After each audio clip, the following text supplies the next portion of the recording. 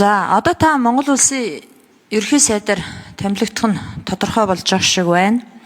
За дотоод гадаадын хүчин зүйлээс шалтгаалаад за инфляц их өндөр байна. Дээрэс нь манай төсвийн орлого тасарсан. Манай экспортлдог гол нэрийн бүтээгдэхүүнүүдийн үн унсан гэд маш олон зүйл байна.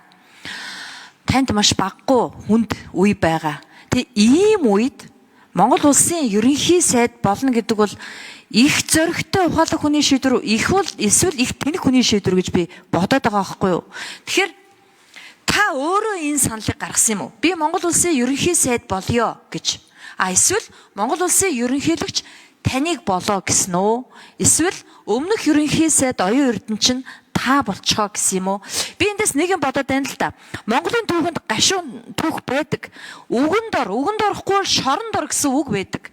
Тэгэхээр тоглоомын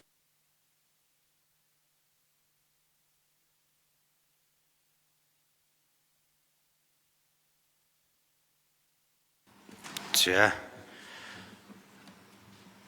Хариултах уу? За, хариулт өгье. Зандан шитрэг дарга.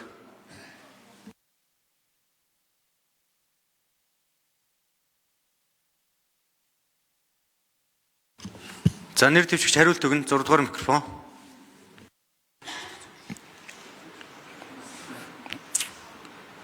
За, өнөөгийн улс төрийн эдийн засгийн гадаад дотоод орчин нөхцөл маш хүнд байгаа.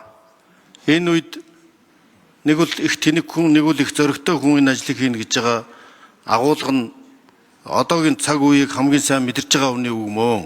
Гэхдээ энэ цаг үеийг хүн цаг үегээд хойш суух эрх бидэнд байхгүй гэж үзэж найз нөхдийн намын журмын нөхөд удирдах зөвлөлийн ерөнхий сайдын ерөнхийлөгчийн санал манай хамт олонны санал дээр үндэслээд гарч ирэхэд нь би татгалзах эрх надад байгаагүй. Энэ бол хамтын шийдвэр, зөвшөлдсөн шийдвэр, үеийнхний шийдвэр байсан учраас би зугтах эрхгүй гэж бодож журмын нөхдөийнхөө саналыг хүндэтгэн хүлээн авч энэ хүндчгийн цаг үед надаас өөрхийн хойш